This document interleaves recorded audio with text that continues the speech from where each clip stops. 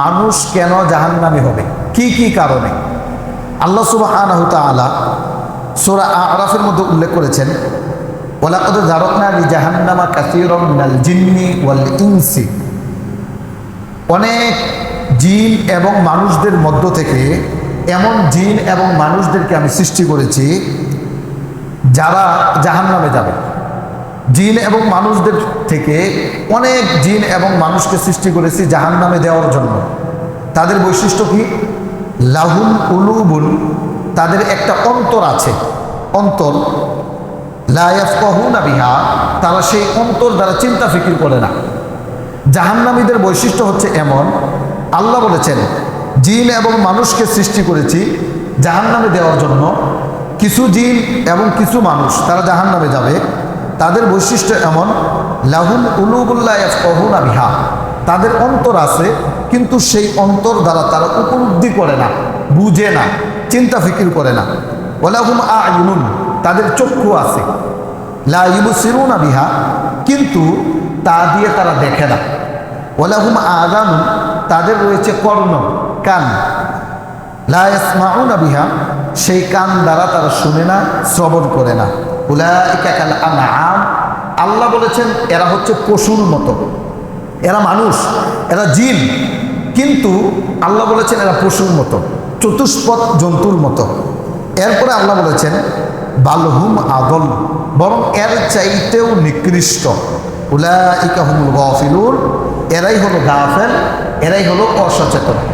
তাহলে জাহান্নামীদের কিছু বৈশিষ্ট্য আমরা পেলাম, যাদের অন্তর আছে, অন্তর দ্বারা চিন্তা করে না, যাদের রয়েছে চক্ষু, চক্ষু দ্বারা দেখে না, যাদের রয়েছে কান, কান দ্বারা শ্রবণ করে না। আল্লাহ বলেছেন এরাই গাফেল, এরাই হলো অসচেতন। এখন মানুষ জাহান্নামে যাবে ওই সমস্ত মানুষগুলো, যেই সমস্ত মানুষের অন্তর থাকার পরেও চিন্তা করে না, আল্লাহ সম্পর্কে ভাবে না, পরকাল সম্পর্কে ভাবে না, চিন্তা ফিকির করে না যে আল্লাহর সামনে দাঁড়াতে হবে, তারা জাহান্নামে যাবে। তাহলে আমাদের যেই বিষয়টা লক্ষণীয় সেটা হচ্ছে আমাদের একটা অন্তর আছে, আমাদের একটা চোখ আছে, আমাদের কান আছে। অন্তর চক্ষু থাকার পরেও যারা এই নিয়ে চিন্তা ফিকির করে না, তারা জাহান্নামে যাওয়ার পথে আছে।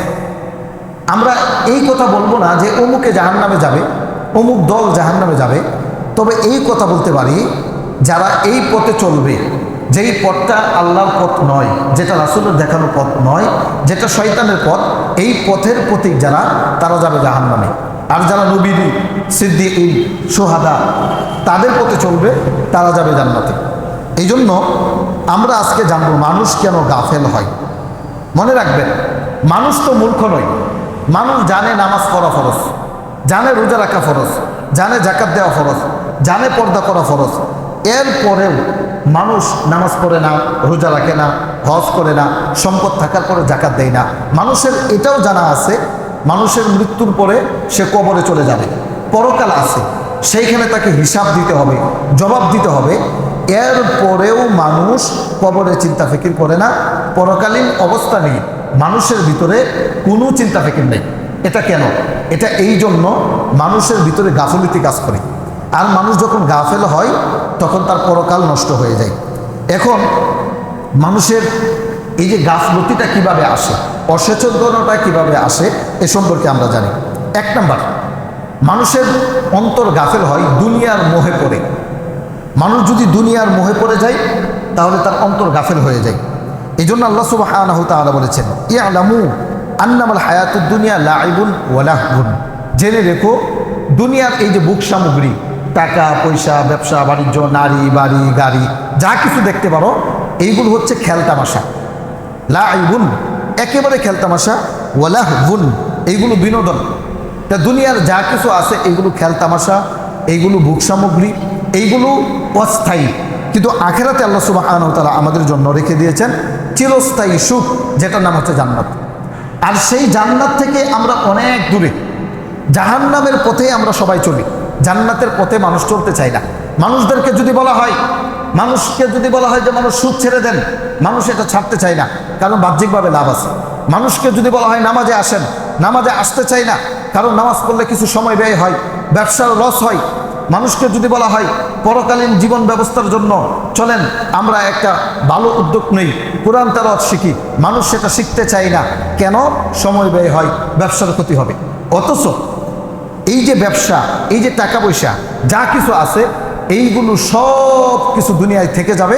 পরকালীনে যেই বিষয়টা আমাদের কাজে আসবে সেটা হচ্ছে পরকালীনের জন্য আমরা যা কিছু আমল করেছি, আমলটাই আমরা করি না, আর যা কিছু আছে সব কিছু আমরা ঠিকঠাক মতো করি। দুনিয়া আমাদের সব ঠিকঠাক, আখেরাত চলছে আমাদের টুকটাক। মনটা চাইলে আমরা আমল করি, মনটা না চাইলে করি না। একটা সময় মানুষ মসজিদে আসে, কখন?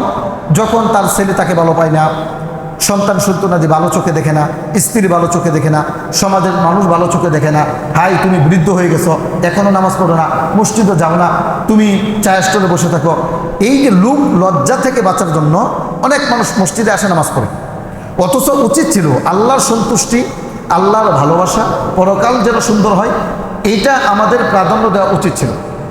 কিন্তু আমরা এর টোটালি বিপরীত চলছি না, এমনটা উচিত নয়। তাহলে মানুষ গাফেল হয়ে যায়। মানুষ যদি দুনিয়ার মোহে পড়ে, দুনিয়ার লোভ লালসা, টাকা পয়সা, ব্যবসা বাণিজ্য, নারী বাড়ি গাড়ি ক্ষমতা, এইগুলো মানুষকে আখেরাত ভুলিয়ে দেয়।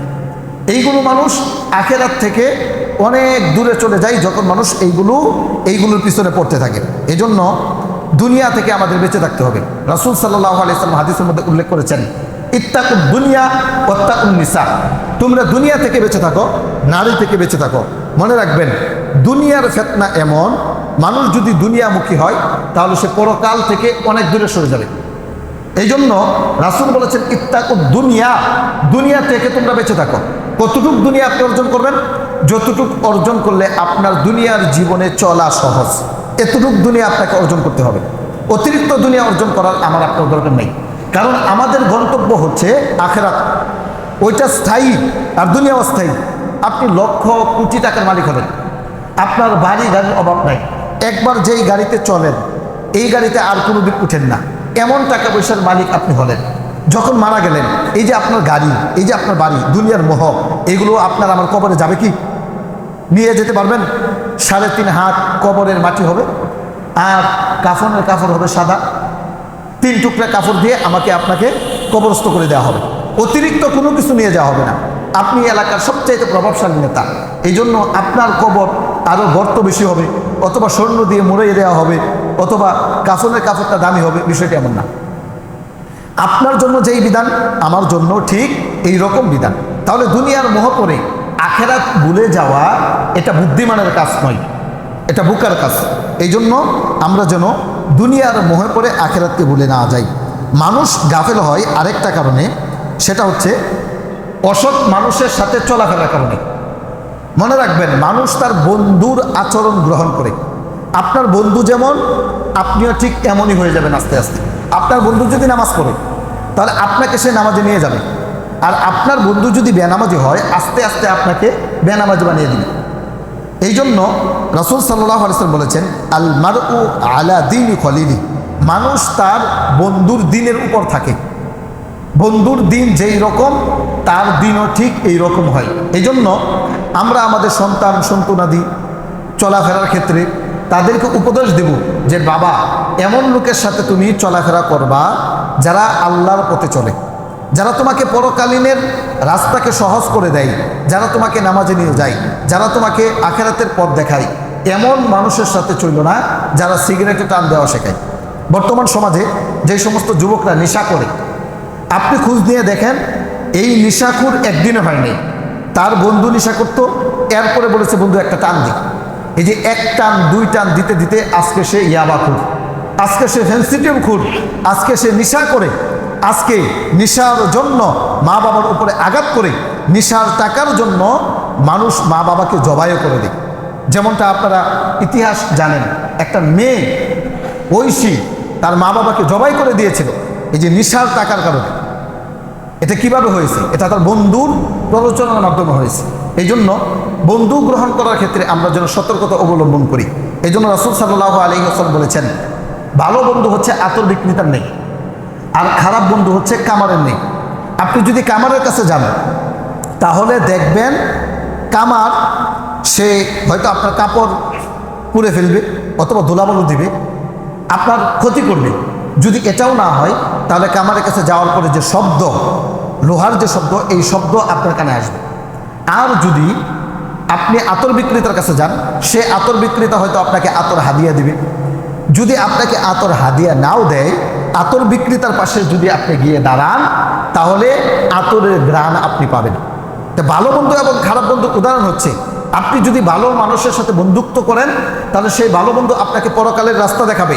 এটা পরকালের পথ, এটা জান্নাতের পথ, আর এটা জাহান্নামের পথ। বন্ধু চলো এই পথে চলি, বন্ধু চলো নামাজে যাই, বন্ধু ফোন দিয়ে ফজরের সময় সজাগ করে দিবে। এই জন্য রাসূল সাল্লাল্লাহু আলাইহি ওয়াসাল্লাম বলেছেন, মানুষ গাফেল হয়, উদাসীন হয় 2 নম্বর যেটা বৈশিষ্ট্য, সেটা হচ্ছে তার চলাফেরার সাথী সঙ্গীর কারণে। এই জন্য আমরা যেন বন্ধু বাছাইয়ের ক্ষেত্রে সতর্কতা অবলম্বন করি। আল্লাহ তাআলা তৌফিক দান করুন, সকলে বলেন আমিন। 3 নম্বর, গুনাহের অভ্যাসের কারণে। মানুষ যদি অতিরিক্ত গুনাহ করে, গুনাহের মধ্যে যদি ডুবে থাকে, এই যে রমজান মাস চলছে, এখনো আমাদের সমাজে এমন মানুষ আছে না নাই যারা রোজা রাখে না? কম না বেশি? বেশি মানুষ রোজা রাখে না। নারীদের মধ্য থেকেও আছে, পুরুষদের মধ্য থেকে আছে। গুনাহের মধ্যে যদি কোনো ব্যক্তি অভ্যস্ত হয়ে পড়ে, সে যদি গুনাহের মধ্যে লেগেই থাকে, তাহলে আস্তে আস্তে আস্তে আস্তে সে জান্নাতের পথটাকে ছেড়ে দিয়ে জাহান্নামের পথটার মধ্যে অতিবাহিত হতে থাকবে। তাই গুনাহ ছেড়ে দেওয়া, মানুষ যদি গুনাহ ছেড়ে দিতে পারে, তাহলে তার পরকালীন জীবন সুন্দর হবে। আর যদি গুনাহ যুক্ত থাকে, সদা সর্বদা সুদে লিপ্ত, ঘুষে লিপ্ত, জিনায় লিপ্ত, নামাজ পড়ে না, রোজা রাখে না, হজ করে না, জাকাত দেয় না, সারাদিন টিভি সিনেমা দেখে, গীবত করে, পরনিন্দা করে, প্রেম প্রীতি ভালোবাসায় লিপ্ত, এই যে গুনার মধ্যে যে লিপ্ত, এই গুনার কারণে মানুষ আস্তে আস্তে পরকাল থেকে দূরে চলে যায়। আজকে আপনি গুনাহ করতেছেন, নাফরমানি করতেছেন, মনে রাখবেন আপনি শয়তানের পথে আছেন। আপনি আস্তে আস্তে আল্লাহর পথটাকে ছেড়ে দিয়ে শয়তানের পথে অতিবাহিত করতেছেন। এই জন্য গুনার অভ্যাসটাকে ছেড়ে দেওয়া। মনে রাখবেন, মানুষ যদি গুনার অভ্যাস না ছাড়ে, তাহলে অবস্থাটা কেমন হবে? হাদিসের মধ্যে এসেছে, যে হাদিস আপনারা সবাই জানেন, মানুষ যখন গুনাহ করে তখন তার অন্তরের মধ্যে একটা দাগ পড়ে, সেই দাগটা কালো দাগ। রাসূল বলেছেন, আরেকটা গুনাহ করলো, আরেকটা কালো দাগ পড়লো, আরেকটা গুনাহ করলো, আরেকটা কালো দাগ পড়লো, আরেকটা গুনাহ করলো, আরেকটা কালো দাগ পড়লো। এইভাবে গুনাহ যত হতে থাকবে, অন্তরের মধ্যে কালো দাগ পড়তেই থাকবে। একটা সময় অবস্থাটা এমন হবে, গুনাহ করতে করতে অন্তর কঠোর হয়ে যাবে। তখন আপনার নামাজ ভালো লাগবে না, রোজা ভালো লাগবে না, ওয়াজ নসিহত ভালো লাগবে না, কিছুই ভালো লাগবে না। এই যে মাহফিলে যে মানুষ বাধা দেয়, গিয়ে বলে যে হুজুর এগুলো বাদ দেন, এগুলো বলতে পারবেন না কেন? কারণ তাদের অন্তর তালাবদ্ধ, অন্তরের মধ্যে শয়তান বাসা বেঁধেছে। এই জন্য কুরআন এবং হাদিসের মাহফিলে গিয়ে মুসলমান নামদারি তারা গিয়ে বাধা দিচ্ছে। এটা অন্তর মরে যাওয়ার কারণে। মানুষের অন্তর কখন মরে? যখন মানুষ গুনাহের মধ্যে অভ্যস্ত হয়ে যায়। গুনাহমুক্ত জীবনযাপন করার জন্য আমাদের চেষ্টা ফিকির করতে হবে। রাসূল সাল্লাল্লাহু আলাইহি ওয়াসাল্লাম বলেছেন, তাহলে তুমি তোমার এই অন্তরকে পবিত্র করবা কিভাবে, গুনাহমুক্ত করবা কিভাবে? গুনাহমুক্ত করার জন্য আমার আপনার করণীয় হচ্ছে তওবা করতে হবে। তওবা করার জন্য আল্লাহ রাসূল সাল্লাল্লাহু আলাইহি ওয়াসাল্লাম আমাদেরকে উপদেশ দিয়েছেন। আর এই রমজান মাস হচ্ছে তওবার মাস। রমজান মাস ইস্তেগফারের মাস, তওবার মাস। যত বেশি তওবা করবেন, আপনার যদি গুনাহ থাকে আল্লাহ তাআলা এই গুনাহগুলোকে ক্ষমা করে দেবেন। আপনার গুনাহ ক্ষমা হয়ে গেছে, এখনো তওবা চালুমান। রাসূল বলেছেন, আপনার মর্যাদা এই তওবার কারণে আল্লাহ তাআলা বাড়িয়ে দিবেন। আপনাদেরকে একটা সহজ প্রশ্ন করি, আমাদের নবীর কি কোনো গুনাহ ছিল? কোনো গুনাহ ছিল? আল্লাহ বলেছেন, লিয়াগফিরাল্লাহু মা তাকদ্দামা মিন যামবিকা ওয়া মা তাআখার। হে নবী, আপনার আগের গুনাহ, পরের গুনাহ, যা গুনাহ আছে আমি আল্লাহ সব গুনাহ মাফ করে দিয়েছি। সুবহানাল্লাহ। তাহলে আমাদের নবীর কোনো গুনাহ নাই। এরপরে হাদিসের মধ্যে এসেছে, আমাদের নবী দৈনিক একবার না, দুইবার না, 100 বারেরও চাইতে বেশি তওবা করতেন। কেন তওবা করতেন? গুনাহ নাই, এরপরে তওবা কেন করতেন? মনে রাখবেন, যদি কোনো ব্যক্তির গুনাহ না থাকে, এরপরে সে যদি তওবা করে, আল্লাহ তাআলা এই তওবার কারণে তার মর্যাদা বাড়িয়ে দিবেন। তা তওবা করতে লজ্জিত নাই, লজ্জিত হবেন না। যে কোনো সময় যে কোনো পাপের জন্য লজ্জিত হবেন, আল্লাহর কাছে তওবা করবেন। আপনি যদি আল্লাহর কাছে মাথা নত করেন, আপনি যদি আল্লাহর কাছে ছোট হন, আল্লাহ তাআলা আপনাকে বড় বানিয়ে দিবেন। মানুষের কাছে আল্লাহ তাআলা আপনার মর্যাদা বাড়িয়ে দিবেন। এই জন্য তওবা করতে দেরি করবেন না। এখন পাপ করেছেন, এখনই তওবা করবেন। বরঞ্চ হাদিসের মধ্যে এসেছে, রাসূল সাল্লাল্লাহু আলাইহি ওয়াসাল্লাম বলেছেন, যদি কখনো কোনো দিন তোমাদের একটা গুনাহ হয়ে গেল, একটা গুনাহ হয়ে গেল, আমরা গুনাহ করি, গুনার সাথে সাথে তোমরা একটা ভালো কাজ করো, যেন এই ভালো কাজটা তোমার মন্দ কাজটাকে মিটিয়ে দেয়। তা ভালো কাজের মধ্যে অন্যতম একটা ভালো কাজ হচ্ছে তওবা করা। মনে রাখবেন, তওবা করা নেকির কাজ। আমার সাথে বলেন, তওবা করা কি কাজ? নেকির কাজ। তওবা করলে নেকি হয়। আপনি যে বললেন আস্তাগফিরুল্লাহ ওয়া আতুবু ইলাইহি, হে আল্লাহ তুমি আমাকে ক্ষমা করো, এটা বলার সাথে সাথে আল্লাহ তাআলা আপনাকে ক্ষমা করে দেবেন। আর এটা নেকির কাজ, সাথে সাথে আল্লাহ তাআলা আপনার আমলনামায় নেকি লিখে দেবেন। তাহলে গুনাহমুক্ত জীবনযাপন পরিচালনা করা, গুনার কারণে মানুষ গাফেল হয়ে যায়।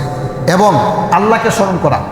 মনে রাখবেন, আমরা যদি আল্লাহকে স্মরণ না করি তাহলে আমরা পরকালকে ভুলে যাব।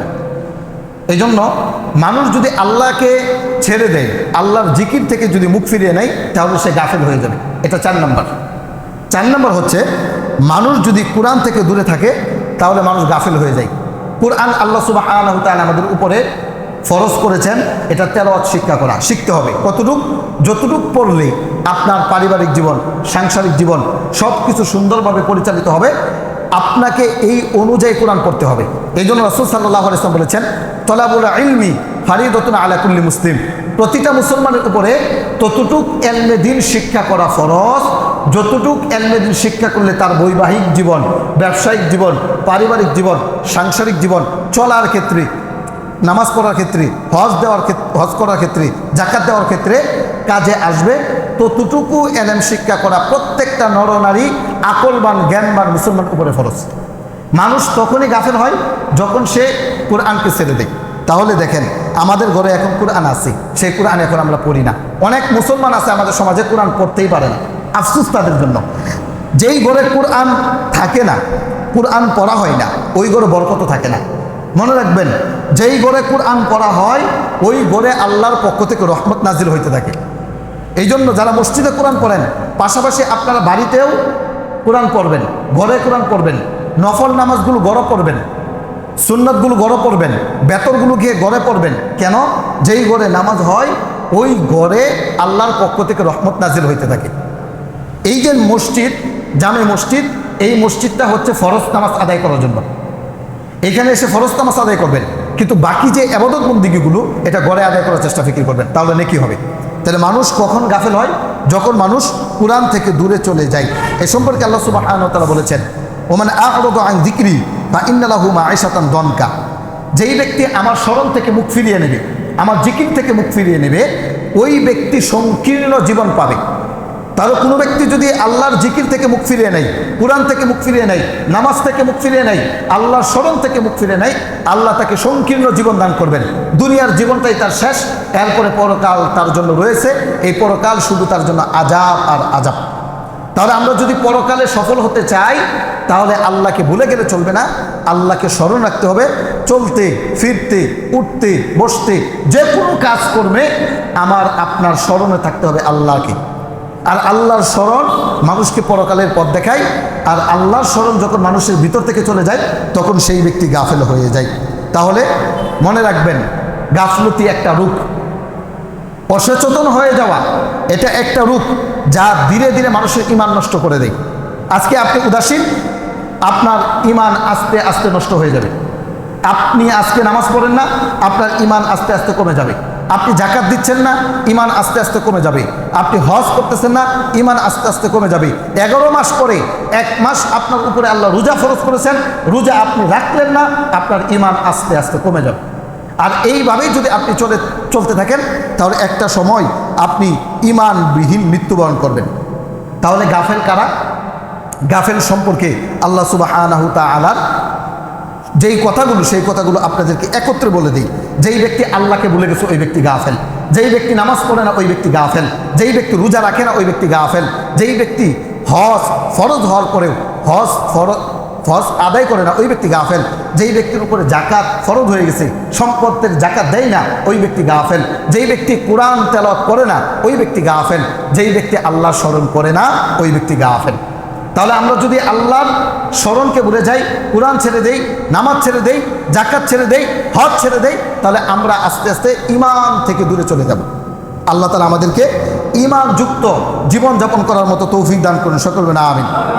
আল্লাহ সুবহানাহু ওয়া তাআলা বলেছেন, ওয়ালা তাকুম মিনাল গাফিলিন, খবরদার তোমরা গাফেলদের অন্তর্ভুক্ত হইবা না। যারা গাফেল যারা আল্লাহকে ভুলে গেছে, পরকালকে ভুলে গেছে, রাসূলকে ভুলে গেছে, তোমরা তাদের অন্তর্ভুক্ত হইবে না। কেন? যারা গাফেল তারাই হলো জাহান্নামী, যারা গাফেল তারাই আল্লাহর হুকুমের বিরুদ্ধে আচরণ করে। এই জন্য তোমরা গাফেলদের অন্তর্ভুক্ত হবে না। পবিত্র কোরআন সূরা আল আরাফ 7 নম্বর সূরার 205 নম্বর আয়াত। তা মানুষ গাফেল হওয়ার আরেকটা কারণ হচ্ছে নামাজ ছেড়ে দেওয়া। আমাদের উপরে আল্লাহ তাআলা নামাজ ফরজ করে দিয়েছেন। কোরআনে আল্লাহ সুবহানাহু ওয়া তাআলা উল্লেখ করেছেন, অসংখ্য হাদিসের মধ্যে আল্লাহ নবী বলেছেন। একটা হাদিস আপনারা নিয়ে নেন, সহিহ বুখারীর শুরুতে হাদিসটা রয়েছে 8 নম্বর হাদিস। আল্লাহ নবী বলেছেন, বুনিয়াল ইসলামু আলা খামসিন শাহাদাতি আল্লাহ ইলাহা ইল্লাল্লাহ ওয়া আন্না মুহাম্মাদুর রাসূলুল্লাহ। ইসলামের ভিত্তি হচ্ছে 5টা। আওয়াজ করবেন কয়টা? 5টা। 1 নাম্বার আল্লাহ এবং তার রাসূলের সাক্ষী দেওয়া। 2 নাম্বার ওয়া ইকামিস সালাহ, নামাজ কায়েম করা। তাহলে ইসলামের 5টা ব্যানার মধ্যে দ্বিতীয় যেই ব্যানা, সেই ব্যানারটা হচ্ছে নামাজ আদায় করা। কোনো ব্যক্তি যদি নামাজ ছেড়ে দেয়, ওই ব্যক্তি গাফেল হয়ে যায়, ওই ব্যক্তি জাহান্নামের পথে হাঁটে। তাহলে নামাজ ছেড়ে দেওয়া এটা গাফলতি, নামাজ ছেড়ে দেওয়া জাহান্নামের পথে অতিক্রম হওয়া। আপনি জানেন নামাজ এটা কত গুরুত্বপূর্ণ বিষয়? কিয়ামতের ময়দানে না টাকার হিসাব হবে সর্বপ্রথম না আপনার ক্ষমতার হিসাব হবে, সর্বপ্রথম না আপনার জাকাতের হিসাব হবে, সর্বপ্রথম না আপনি হজ করেছেন এটার হিসাব হবে, না রোজার হিসাব হবে। সর্বপ্রথম হিসাবটা যেই জিনিসের হবে সেটা হচ্ছে নামাজ। তাহলে আপনি যে মুসলমান, আপনাকে সর্বপ্রথম কিয়ামতের ময়দানে নামাজ সম্পর্কে আল্লাহ তাআলা জিজ্ঞাসা করবেন, নামাজ আপনার ঠিক হইল কিনা। এই সম্পর্কে হাদিস শুনেন, রাসূল সাল্লাল্লাহু আলাইহি ওয়াসাল্লাম বলেছেন, ইন্না আউওয়ালা মা ইউহাসাবু বিহিল আবদু ইয়াউমাল কিয়ামাতিস সালাহ। কিয়ামতের ময়দানে বান্দাদের থেকে সর্বপ্রথম যেই জিনিসের হিসাব নেওয়া হবে সেটা হচ্ছে নামাজ। বলেন আমার সাথে, কিয়ামতের ময়দানে সর্বপ্রথম বান্দার কোন বিষয়ে হিসাব নেওয়া হবে? নামাজ। তাহলে আমাদের উপরে আল্লাহ নামাজ ফরজ করে দিয়েছেন। কিয়ামতের ময়দানে নামাজের হিসাবটাই আল্লাহ নেবেন। এখন যদি আমাদের নামাজ ঠিক না হয়, রাসূল বলেছেন, ফাইন সালাহাত ফাকাদ আফলাহা ওয়া আনজাহা। যেই ব্যক্তির নামাজ ঠিক হয়ে গেল, ওই ব্যক্তির রোজা, হজ, যাকাত যা কিছু আছে সব কিছু ঠিক হয়ে যাবে। ওয়া ইন ফাসাদাত ফাকাদ খাবা ওয়া খাসিরা। আর যেই ব্যক্তির নামাজ ঠিক হবে না, ওই ব্যক্তির রোজা, হজ, যাকাত যা কিছু আছে সব কিছু বাতিল হয়ে যাবে, ওই ব্যক্তি জাহান্নামে যাবে। তাহলে নামাজ আমাদের উপরে ফরজ অবধারিত। দৈনিক আল্লাহ তাআলা 5 ওয়াক্ত নামাজ ফরজ করে দিয়েছেন। রমজান মাসের রোজা তো 11 মাস করে 1 মাস ফরজ, সেটা 30 দিন বা 29 দিন আল্লাহ তাআলা আমাদের উপরে ফরজ করেছেন। কিন্তু প্রত্যেকটা মুসলমানের উপরে, ধনী বা গরিব, সুস্থ অসুস্থ, প্রতিটা মানুষের উপরে আল্লাহ তাআলা নামাজকে ফরজ করে দিয়েছেন। কিন্তু রোজার দিকে যদি আপনি লক্ষ্য করেন, তাহলে দেখবেন আপনি যদি অসুস্থ হন, তাহলে আপনাকে রোজা রাখতে হবে না, আপনি টাকা দিলেই আদায় হয়ে যাবে। মহিলাদের যদি হায়েজ হয়, মহিলাদের উপরে রোজা অবধারিত না, মহিলারা এই রোজাগুলো পরে আদায় করবে, কাজা করতে পারবে। আপনি যদি রোজা রাখেন, আপনার সমস্যা অসুস্থ, আপনার পরবর্তীতে এই রোজা আদায় করবেন অথবা টাকা দিয়ে দিবেন, এটার অপশন আছে। কিন্তু নামাজই একমাত্র ইবাদত। আপনি অসুস্থ, দাঁড়াতে পারতেছেন না, বসে পড়বেন, বসতে পারেন না, শুয়ে আছেন, শুয়ে নামাজ পড়বেন। শুয়ে আপনার নামাজ পড়তে সমস্যা, ইশারায় আপনাকে নামাজ পড়তে হবে, নামাজ আপনাকে পড়তেই হবে, এটা আপনার জন্য অবধারিত। মনে রাখবেন, আল্লাহ সুবহানাহু ওয়া তাআলা জাহান্নামীদের সম্পর্কে বলেছেন, যারা জাহান্নামে যাবে তাদেরকে প্রশ্ন করা হবে, মা সালাকাকুম ফি সাকর। আচ্ছা, তোমাদেরকে এই যে সাকর নামক জাহান্নামে কেন আনা হলো? তোমরা জাহান্নামে কেন? আরে তুমি না আব্দুর রহিম, তুমি না আব্দুর রহমান, তোমার তো জান্নাতে থাকার কথা, কিন্তু তুমি জাহান্নামে কেন? কিসে তোমাকে জাহান্নামে নিয়ে আসলো? এই প্রশ্ন করবে। তখন জাহান্নামীরা উত্তর দিবে, লাম নাকু মিনাল মুসাল্লিন, আমরা দুনিয়াতে নামাজ পড়তাম না। আবার বলি, মানুষ যে জাহান্নামে যাবে, জাহান্নামীদেরকে প্রশ্ন করা হবে, তুমি জাহান্নামে কেন আসলা? জাহান্নামীরা উত্তর দিবে, কেন জাহান্নামে এসেছে? নামাজ না পড়ার কারণে। বলেন, জাহান্নামীরা উত্তর দিবে কি করার কারণে জাহান্নামে এসেছে? নামাজ পড়ছি না, এই জন্য জাহান্নামে আসছি। নামাজ যদি পড়তাম তাহলে জাহান্নামে আসতাম না। তাহলে নামাজ না পড়ার কারণে মানুষ জাহান্নামে যাবে। আর নামাজ না পড়া এটা গাফলতি। আপনি নামাজ ছেড়ে দিয়েছেন, আজকে আপনি গাফেল। এটাই আল্লাহ সুবহানাহু ওয়া তাআলা বলেছেন। সুতরাং আমাদেরকে নামাজ পড়তে হবে। একটা কঠিনতম হাদিস আপনাদেরকে শোনাই নামাজ ছেড়ে দেওয়া সম্পর্কে। আল্লাহ রাসূল সাল্লাল্লাহু আলাইহি ওয়াসাল্লাম বলেছেন, বাইনার রাজুলি ওয়া বাইনাল কুফরি তারকুস সালাহ। একজন মুমিন বান্দা এবং কুফর, এই দুইটার মাঝামাঝি যেই জিনিসটা, সেটা হচ্ছে নামাজ ছেড়ে দেওয়া। মানুষ যদি নামাজ ছেড়ে দেয় তাহলে সে কুফরের দিকে যায়, আর যদি নামাজ পড়ে তাহলে সে ইমানদার। নামাজ পড়া ইমানদারদের কাজ, নামাজ ছেড়ে দেওয়া কাদের কাজ? কাফেরদের কাজ। বলেন, নামাজ ছেড়ে দেওয়া কাফেরদের কাজ, নামাজ পড়া কাদের কাজ? ইমানদার কাজ। তাহলে ভাই, আমরা তো মুসলমান, আমার বাবা মুসলমান, দাদা মুসলমান, আত্মীয় স্বজন সবাই মুসলমান, আমরা মসজিদে এসেছি, জুমা পড়তে এসেছি। আপনি কেন বুঝেন না জুমার নামাজ যেই রকম ফরজ, দৈনিক 5 ওয়াক্ত নামাজ ঠিক এই রকমই ফরজ। এতে কোনো তারতম্য নাই, কোনো পার্থক্য নাই। ফজরের নামাজ যেই রকম ফরজ, জোহরেরটা এরকম ফরজ, আসরেরটা এরকমই ফরজ, মাগরিবেরটা এরকমই ফরজ, এশার নামাজ এইরকমই ফরজ, জুমার নামাজ যেই রকম ফরজ, 5 ওয়াক্ত নামাজ এইরকমই ফরজ। আল্লাহ তাআলা আমাদেরকে দৈনিক 5 ওয়াক্ত নামাজ আদায় করার মতো তৌফিক দান করুন, সকলে না আমিন। ভাইরা আমার, তাহলে প্রত্যেক দিন আমরা এতটাই উদাসীনতায় কাটাই। দেখেন, মসজিদ থেকে ডাক আসে, হাইয়া আলাস সালাহ, আসো নামাজের দিকে, হাইয়া আলাল ফালাহ, আসো কল্যাণের দিকে। কিন্তু আমরা দেখি মানুষ বাজারে বসে আছে, মানুষ ঘোরাফেরা করতেছে, মানুষ নামাজ না পড়িয়া দোকানে বসে আড্ডা মারতেছে, মানুষ নামাজ না পড়িয়া ঘুমিয়ে আছে, মানুষ নামাজ না পড়িয়া খেলতামশায় লিপ্ত আছে। কেন? এটা গাফলতির কারণ। এটা অন্তরের মধ্যে বাসা বেঁধেছে রোগ, যেই রোগের কারণে আপনার জাহান্নামের পথটা সহজ হয়ে যাচ্ছে। এই জন্য আমরা যেন নামাজে আসি। নামাজ এটা আমাদের জন্য খুবই জরুরি। এই যে এখন রমজান মাস চলছে, রমজান মাসে রোজা ছেড়ে দেওয়াটা এটাও একটা গাফলি, এটাও বড় একটা গাফলতি। কিভাবে এটা? আল্লাহ সুবহানাহু ওয়া তাআলা আমাদের উপরে রোজাকে ফরজ করেছেন। আমরা যারা সাক্ষী দিয়েছি লা ইলাহা ইল্লাল্লাহ, আমরা হলাম মুসলিম, আমরা হলাম ইমানদার। আল্লাহ তাআলা ইমানদারদেরকে ডাক দিয়ে বলেন, ইয়া আইয়ুহাল্লাযীনা আমানু, হে ইমানদার নারী এবং পুরুষ, না হিন্দু, না বৌদ্ধ, না খ্রিস্টান, না ইহুদি, না নাসারা, শুধু মুসলমান। যারা বলেছে আমাদের রবকে, আরো জোরে বলেন, আমাদের রবকে আল্লাহ আমাদের রব, এই কথা যা স্বীকারোক্তি করেছে, যারা বলেছে আমি আল্লাহর প্রতি ঈমান এনেছি, পরকালের প্রতি ঈমান এনেছি, আল্লাহ তাদেরকে ডাক দেন যে তোমরা তো আমাকে ভালোবাসো, আমি আল্লাহকে মহব্বত করো, ভালোবাসো, আমার প্রতি ঈমান এনেছ, সাক্ষী দিয়েছ লা ইলাহা ইল্লাল্লাহ, সাক্ষী দিয়েছ। সুতরাং তোমরা যেহেতু লা ইলাহা ইল্লাল্লাহ বলে সাক্ষী দিয়েছ, কুতিবা আলাইকুমুস সিয়াম, আমি আল্লাহ তোমাদের উপরে রোজাকে ফরজ করে দিয়েছি। আমার সাথে বলেন, রোজা কে ফরজ করেছেন? আল্লাহ। কাদের উপরে? ইমানদারদের উপরে। কাদের উপরে? ইমানদারদের উপরে। তাহলে ইমানদারদের উপরে আল্লাহ রোজাকে ফরজ করে দিয়েছেন। এখন যারা রোজা রাখে না, তারা আল্লাহর কুরআন অনুযায়ী নিজেদেরকে ইমানদার বলে পরিচয় দেওয়ার মতো অধিকার রাখে। যদি আপনি নিজেকে ইমানদার বলে পরিচয় দিতে চান, তাহলে 11 মাস পরে রোজা এসেছে, আপনি সুস্থ মানুষ, এরপরে রোজা রাখবেন না, আপনার এই অধিকার নাই যে আপনি নিজেকে মুসলমান বলে পরিচয় দিতে পারেন। কোনো মুসলমান রোজা না রেখে থাকতে পারে না। সে মুসলিম, রোজা না রেখে কিভাবে জীবনযাপন পরিচালনা করতে পারে? নির্লজ্জ কোথাকার! আপনি না মুসলমান, রোজা কেন রাখেন না আপনি? আপনার উপরে রোজা আল্লাহ ফরজ করে দিয়েছেন। আপনি যদি হিন্দু হতেন, আপনি যদি বৌদ্ধ হতেন, খ্রিস্টান হতেন, ইহুদি হতেন, নাসারা হতেন, কোনো আপত্তি আল্লাহর ছিল না। আল্লাহ তাদেরকে ডাক দেন নাই, আল্লাহ তাদেরকেই ডাক দিয়েছেন যারা বলেছে লা ইলাহা ইল্লাল্লাহ। মুসলমানের সন্তান তুমি রোজা রাখবা না, এটা হবে না। মুসলমান দাবি করার পরে যারা রোজা রাখে না, তাদের মুসলমান পরিচয় দেওয়ার মতো অধিকার আল্লাহ দেয় নাই আল্লাহ তাদের। এই জন্য রোজা রাখতে হবে।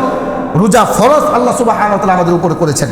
সম্মানিত উপস্থিতি, এখন কোনো ব্যক্তি যদি ইচ্ছাকৃতভাবে এই রোজাগুলো ছেড়ে দেয়, ইচ্ছাকৃতভাবে গাফলতিভাবে রোজাগুলো ছেড়ে দিয়েছে, মনে রাখবেন সে জাহান্নামের পথে হাঁটতেছে। যেই ব্যক্তি রোজা ছেড়ে দিয়েছে সে জাহান্নামের পথে হাঁটে, এটা আপনাকে বুঝতে হবে। আপনার সন্তান রোজা রাখে না, আপনি পিতা এখনো বেঁচে আছেন, আপনি ভাবতেছেন যে আপনাকে আল্লাহ তাআলা জিজ্ঞাসা করবেন না? অবশ্যই আল্লাহ তাআলা জিজ্ঞাসা করবেন। হাদিসের মধ্যে এসেছে, সহিহ বুখারী 893 নম্বর হাদিস, রাসূল সাল্লাল্লাহু আলাইহি ওয়াসাল্লাম উল্লেখ করেছেন, কুল্লুকুম রাঈন ওয়া কুল্লুকুম মাসউলুন আন রাইয়াতিহি, তোমরা প্রত্যেকেই দায়িত্বশীল, প্রত্যেকেই জিম্মাদার, প্রতিটা মানুষকে তার দায়িত্ব সম্পর্কে জিজ্ঞাসা করা হবে। আল্লাহ সুবহানাহু ওয়া তাআলা প্রতিটা পিতাকে জিজ্ঞাসা করবেন, কেন তার সন্তান রোজা রাখলো না, কেন তার বিবি রোজা রাখলো না, কেন তার অধীনস্থ রোজা রাখলো না। আপনি পরিবারের কর্তা, আল্লাহ বলেছেন আর রিজালু কাওয়ামুনা আলান নিসা, আপনি পরিবারের কর্তা, আপনার বিবি আপনাকে রাইখা কেন মার্কেটে ঘোরাফেরা করে? কিয়ামতের ময়দানে আল্লাহ তাআলা আপনার কাছ থেকে জবাব নেবেন। আপনি এতটাই নির্লজ্জ, এতটাই কাপুরুষ, আপনাকে বিবাহ করতে কে বলেছে? আপনার বিবি আপনার কথা শুনবে না, আপনি আপনার বিবিকে ঠিক রাখতে পারবেন না, শরীয়তে আপনাকে এই অনুমতি দেয় না যে আপনি বিবাহ করবেন। আপনার জন্য অপশন হচ্ছে রোজা রাখা। আপনার এই অধিকার নাই যে আপনি বিবাহ করবেন যদি আপনার কথায় আপনার বিবি না চলে। এই অধিকার আল্লাহ তাআলা আপনাকে দেন নাই। তাহলে আপনাকে রেখে আপনার বিবি মার্কেটে ঘোরাফেরা করে রাত্রে 10টা 11টা 12টা আপনার বিবি মার্কেটে ঘুরে, আর আপনি নিজে তাহাজ্জুদ পড়ে জান্নাত কামাই করবেন? ইম্পসিবল, কখনোই সম্ভব না। তাহলে প্রতিটা মানুষকেই জবাব দিতে হবে। আপনার সন্তান কেন রোজা রাখলো না, আপনার বিবি কেন রোজা রাখলো না, আপনি রোজা রাখতেছেন না, এটার জন্য যেমন আল্লাহর কাছে জবাব দিতে হবে, অধীনস্থ যারা তারা যদি রোজা না রাখে এই জন্য আল্লাহ তাআলার কাছে আপনাকে জবাব দিতে হবে। সম্মানিত উপস্থিতি, এই জন্য আমাদেরকে অবশ্যই এই বিষয়গুলো মনে রাখতে হবে। আমরা যেন কোনোভাবে রোজা না ছেড়ে দিই। যদি আমরা রোজা ছেড়ে দিই তাহলে অবস্থাটা আমাদের এমন হবে, আমাদের ভিতরে গাফলতি কাজ করবে, আমাদের অবস্থাটা এমন হবে আমরা জাহান্নামের পথে অতিবাহিত হব। তাহলে আপনাদেরকে হাদিস শুনিয়েছি যে অবস্থাটা এমন, কোনো ব্যক্তি যদি রোজা ইচ্ছাকৃতভাবে ছেড়ে দেয় তাহলে গুস্ত যেরকমভাবে লটকায় ঠিক এইরকমভাবে তাকে লটকানো হবে, লটকিয়ে তার এই গালগুলোকে চিরে তাকে শাস্তি দেওয়া হবে। এই হাদিসটা আপনাদেরকে শুনিয়েছি, এটা আপনারা জানেন। এরপরে রোজা কেন রাখছেন না? কেন? আল্লাহর ভয় ভিতরে নাই? মনে রাখবেন, যদি আল্লাহর ভয়ে আপনার অন্তর না কাঁপে, আল্লাহর ভয়ে যদি আপনি জাহান্নামের পথটা ছাইরা জান্নাতের পথে আসতে না পারেন, আল্লাহর ভয়ে যদি আপনি নামাজ পড়তে না পারেন, আল্লাহর ভয়ে যদি আপনি যাকাত দিতে না পারেন, আল্লাহর ভয়ে যদি গুনাহ না ছাড়তে পারেন, তাহলে মনে রাখেন আপনার অন্তর মরে গেছে, আপনি গাফেল, আপনি উদাসীন। আর এই জন্যই আল্লাহ বলেছেন লাহুম কুলুবুল্লা ইয়াফকাহুনা বিহা ওয়া লাহুম আ'ইনুল্লা ইবসিরুনা বিহা ওয়া লাহুম আযানুল্লা ইয়াসমাউনা বিহা উলাইকা কাল আনআম বাল হুম আদল। আল্লাহ বলেছেন তাদের চক্ষু আছে, চোখ দিয়ে দেখে না, অন্তর আছে, উপলব্ধি করে না, তাদের কান আছে, কান দিয়ে সঠিকটা শুনে না, এরা হচ্ছে চতুষ্পদ জন্তুর মতো, এরা পশুর মতো, এরা কুকুরের মতো, শুকুরের মতো, এরা বানরের মতো, হিংস্র পশুর মতো। আল্লাহ বলেছেন বালহুম আদল, এর চাইতে তারা নিকৃষ্ট। তাহলে আমরা নামাজ ছেড়ে দেওয়া, রোজা ছেড়ে দেওয়া, আল্লাহকে ভুলে যাওয়া, আমরা পশুর চাইতে নিকৃষ্ট হয়ে গেলাম। আল্লাহ সুবহানাহু ওয়া তাআলা আমাদেরকে আল্লাহকে স্মরণ করার, আল্লাহর ইবাদত বন্দেগী করার মতো তৌফিক দান করুন, সকলে বলেন আমিন। সম্মানিত উপস্থিতি, তাহলে আল্লাহর স্মরণেই মানুষের হৃদয় প্রশান্ত হয়। আল্লাহর স্মরণ ছেড়ে দিলে মানুষ যেরকম গাফেল হয়ে যায়, জাহান্নামের পথে অতিবাহিত হয়, ঠিক এইরকমভাবে আল্লাহর স্মরণে মানুষের অন্তরে প্রশান্ত হয়। আল্লাহর স্মরণেই মানুষ জান্নাতের পথে অতিবাহিত হতে পারে। যেমনটা কোরআনে আল্লাহ সুবহানাহু ওয়া তাআলা বলেছেন আলা বিযিকরিল্লাহি তাতমাইন্নুল কুলুব, জেনে রেখো আল্লাহর স্মরণে মানুষের অন্তর প্রশান্ত হয়। আপনি চলতে ফিরতে উঠতে বসতে আল্লাহকে স্মরণ করলেন, একজন মানুষ যদি আল্লাহকে স্মরণ করে তাহলেই তার গুনাহ থেকে বেঁচে থাকা সম্ভব। এই যে রমজান মাস যে চলে, রোজার ফজিলত আপনারা জানেন, রোজাদারের জন্য নেকি কত হবে এটা হাদিসে নাই। রোজা রাখলে যে নেকি হয় এরকম একটা হাদিসও নাই। রোজা রাখলে কি পুরস্কার? তাহলে আল্লাহ বলেছেন আসিয়ামু লি ওয়া আনা আজজি বিহি, রোজা আমার জন্য, রোজা রাখলে কত নেকি হবে এটা বান্দা তোমার জানা দরকার নাই। রোজার পুরস্কার স্বয়ং আমি আল্লাহ নিজে, আমি আল্লাহ তোমার জন্য হয়ে গেলাম। এখন আল্লাহ যদি আমার জন্য হয়ে যায় তাহলে সব কিছুই আমার। আল্লাহ বলেছেন আসিয়ামু লি ওয়া আনা আজজি বিহি, রোজা আমার জন্য, পুরস্কার আমি আল্লাহ নিজে। আল্লাহ বলেন না আসসালাতু লি, নামাজ আমার জন্য, আমি পুরস্কার তোমাকে দিব। আল্লাহ বলেন না আল হাজ্জু লি, হজ আমার জন্য, পুরস্কার আমি আল্লাহ তোমাকে দিব। আল্লাহ এই কথা বলেন নাই আজ যাকাতু লি, যাকাত আমার জন্য, পুরস্কার আমি আল্লাহ তোমাকে দিব। সেফ রোজার কথা আল্লাহ কেন বলেছেন আসিয়ামু লি ওয়া আনা আজজি বিহি, রোজা আমার জন্য, পুরস্কার আমি আল্লাহ তোমাকে দিব, এটা কেন আল্লাহ বলেছেন? এটা বলার কারণ কি জানেন? আল্লাহ সুবহানাহু তাআলা এই যে রোজার কথা যে এখানে আল্লাহ সুবহানাহু ওয়া তাআলা উল্লেখ করেছেন, আমরা যে সুবে সাদেক থেকে শুরু করে সূর্য ডুবা অবধি এই যে উপবাস থাকি, সিয়াম সাধনা করি, এই যে মাঝখানে যে সময়টা, এটা আপনি বাড়ি থেকে সাহারির সময় উঠলেন, উঠার পরে খাইলেন, খাওয়ার পরে বাজারে আসলেন, আইসা খুব ঠেলার খাইলেন, এরপরে বাড়িতে গেলেন, বাড়িতে জানে সবাই আপনি রোজা, কিন্তু একা একা খাইলেন, এটা পৃথিবীর কেউ দেখলো না, একজন দেখেছে, তিনি কে?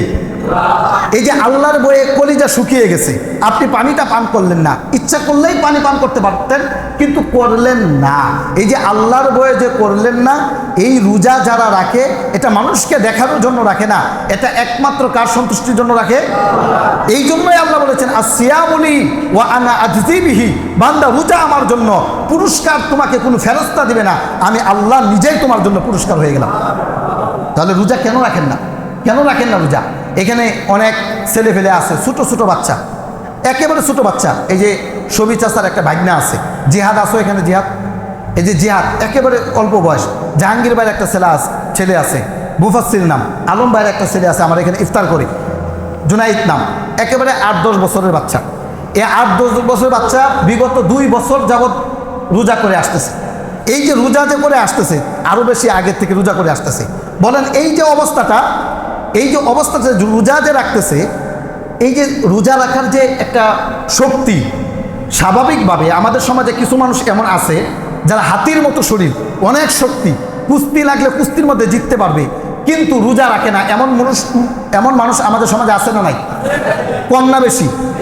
বেশি। তাহলে একদিকে এই যে ছোট এক বাচ্চা, যেই বাচ্চা রোজা রাখতেছে দিনকে দিন, মাসকে মাস রোজা রেখে যাচ্ছে, একটা রোজাও ভাঙে না, এটাই হলো ঈমান।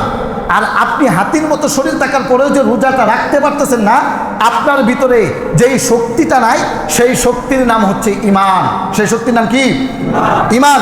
মনে রাখবেন, ওই যে ছোট ছোট বাচ্চা যেই শক্তির পাওয়ারে রোজা রাখতেছে, ওই শক্তি দিয়ে মুমিন মুসলমান কবরে যখন যাবে তখন কবরে আযাবকে মোকাবেলা করবে। ওই ঈমান দ্বারা যখন সে হাসরের ময়দানে উঠবে তখন সূর্যের তাপের মোকাবেলা করবে। ওই ঈমান দ্বারা যখন সে পুল সিরাতের পুল যাবে, অন্ধকার থাকবে, চুলের চাইতে চিকন না, তবে ওই পুলটা অনেক ধারালো হবে। ওই পুল যখন অতিক্রান্ত হবে তখন ওই পুলটা যে পার হবে সেটা ওই ঈমানের মাধ্যমে পার হবে। মানুষ পিপাসত থাকবে, হাউজে কাউসারে পানি পান করবে, পানি ওই ঈমানের মাধ্যমে পান করবে। মানুষ জাহান্নামের আগুনকে নিভিয়ে দিবে যে শক্তি দ্বারা, সেই শক্তি হচ্ছে এই ঈমান দ্বারা।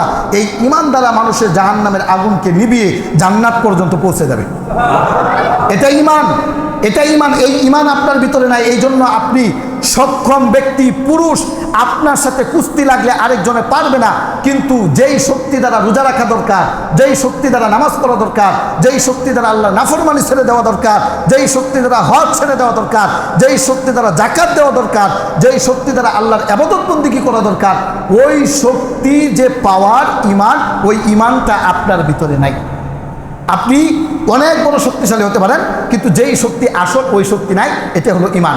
এই ঈমানের কারণেই মানুষ রোজা রাখতে পারে। দেখবেন অনেক মানুষ জীর্ণ শীর্ণ, সে নামাজ আদায় করতেছে, শীতের মধ্যে কষ্ট করে নামাজ পড়তেছে, যাকাত দিচ্ছে, সম্পদ কম, এরপরে যাকাত দিয়ে দিচ্ছে, হিসাব করে যাকাত দিয়ে দিচ্ছে, কিন্তু অনেক সম্পদশালী আছে যাকাত দিচ্ছে না। যাকাতের বিষয়ে যেহেতু কথা এসে গেছে, একটা বিষয় বলে দিই, মনে রাখবেন, কোনো ব্যক্তির যদি 7.5 ভরি স্বর্ণ থাকে অথবা 52.5 ভরি রূপা থাকে, তাহলে তার উপরে যাকাত ফরজ হয়ে যায়। কোনো ব্যক্তির যদি 7.5 ভরি স্বর্ণ থাকে, সে যদি 7.5 ভরি স্বর্ণের মালিক হয়, তাহলে তার উপরে যাকাত ফরজ হয়ে যায়। শতকরা 2.5 টাকা, 1000-এ 25 টাকা, 1 লক্ষতে 2500 টাকা যাকাত দিতে হয়। এখন আমাদের সমাজে একটা ভুলভাল কথা আছে, সেটা বুঝে না। সেটা হলো কি, এই বিষয়টা একটু ভালো করে বুঝেন। একজন ব্যক্তির 3 ভরি স্বর্ণ আছে, 3 ভরি স্বর্ণ, আর ব্যাংকে টাকা আছে 6 লাখ, দোকানে মাল আছে 4 লাখ। এই সব কিছু মিলিয়ে হিসাব করতে হবে। যদি দেখেন যে আপনার উপরে 7.5 ভরি স্বর্ণের টাকা এসে গেছে, 1 বছর অতিবাহিত হয়ে গেছে, তাহলে শতকরা 2.5 টাকা আপনাকে যাকাত দিতে হবে। তো অনেকে স্বর্ণের হিসাবটা বুঝে এইভাবে যে 7.5 ভরি স্বর্ণ নাই, এই জন্য যাকাত নাই। না, এটা একটা পরিমাপ বুঝার জন্য আল্লাহ নবী সাল্লাল্লাহু আলাইহি সাল্লাম আমাদেরকে একটা পরিমাপ দিয়েছেন, 7.5 ভরি স্বর্ণ অথবা 52.5 ভরি রূপা।